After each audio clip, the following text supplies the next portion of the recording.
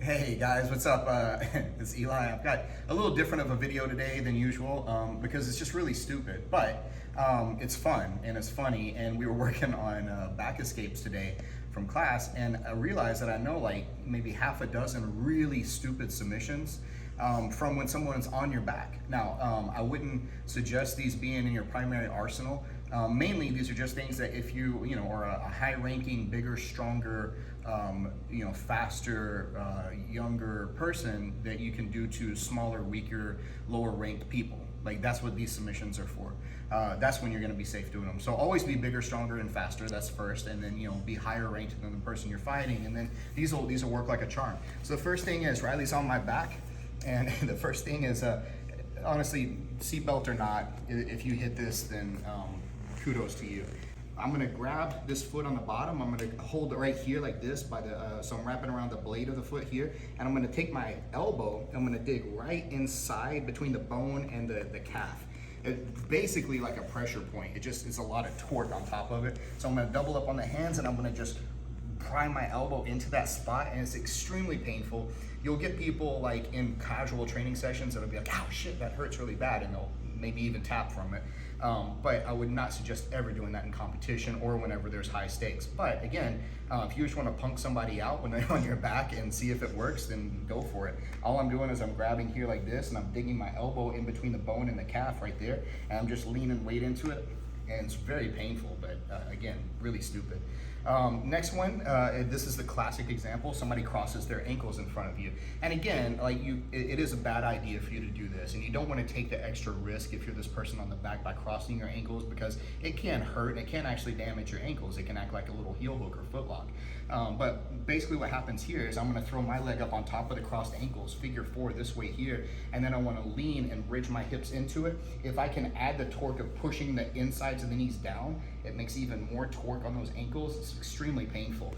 You can even get that from belly down sometimes. There's a couple of MMA fights that I've seen, actual professional MMA fights, where the person had their ankles crossed, took the person belly down on the floor, and then put their hips on top of the crossed ankles and bridged, and the person on top tapped, like they had full back mount. So that one is almost realistic, but again, bad, horrible position for me to attack this person back here.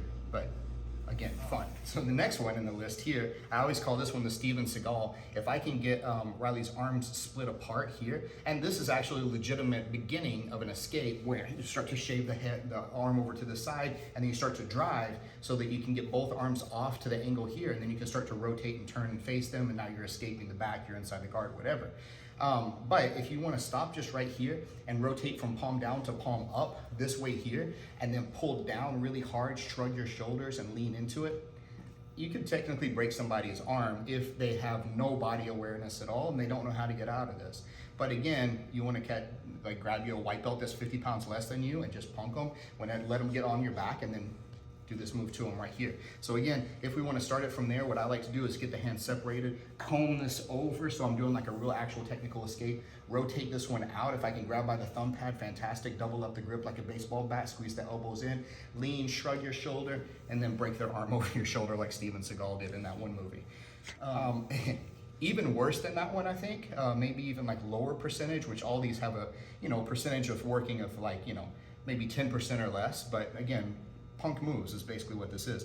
If I get the hands like separated out here this way, and I can pull Riley's arm this direction, again with some wrist rotation so that it kind of stays, then from here I can go in and figure four and hike up above the elbow, and then I can get this grip here, and now I got a figure four for a straight arm lock while Riley's on my back, hopefully not choking me with this free hand here. But again, it does kind of make the angle awkward to finish that one arm choke from there, especially if I'm squeezing up on this side. But so yeah, I can take the underhook side sometimes, rotate it out, get a deep enough bite on the way back, and get here. Again, would not suggest doing these to anybody with any discernible skill that's on your back, but keep that in context. If the person on your back has this kind of configuration where they're taking that wristwatch grip, and this is why it's not really a great idea a lot of the time to make the connection right in the center of the chest, because I have pretty good access to this bottom hand. So what we can look to do from here is I'm gonna come in, I'm gonna grab the top elbow here like this, and I wanna grab these 2 knuckles on this bottom hand that's sticking out. And then from there, I'm gonna come up and then I'm gonna just wrist lock right there.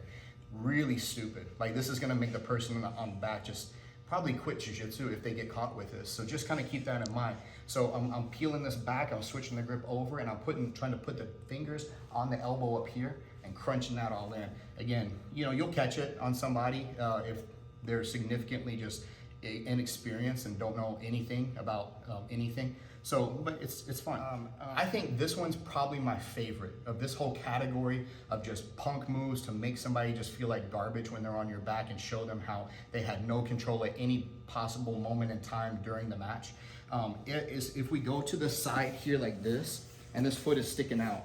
Now, I do want to put the caveat on this. I was almost caught with this at one time. It's surprisingly late into my training experience where I shouldn't have been even remotely caught, but I just had such low respect for the person who was doing this and for the move itself that I was like, there's no way I'm tapping to that. You're gonna have to break it. So, you know, don't have that attitude. But what is happening here is I've gotten here, I'm starting to escape this bottom hook, but this one's still hanging out. So I'm gonna take this bottom leg of mine, I'm gonna put my foot, the ball of my foot here on top of this foot here.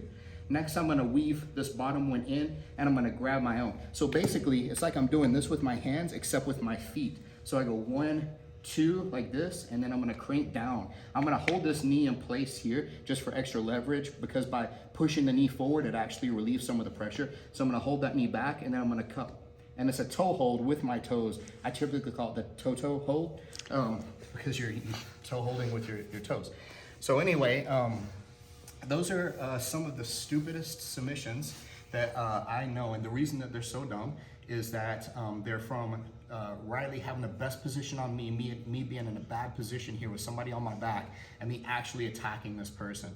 There's a lot more of these like all over the place, but these are just some that popped into my head today.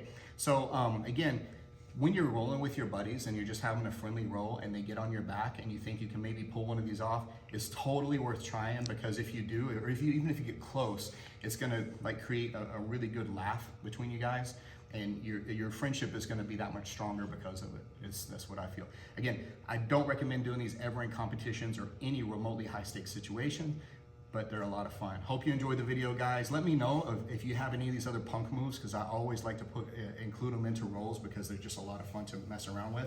And anyway, I appreciate you guys watching. Thanks a lot.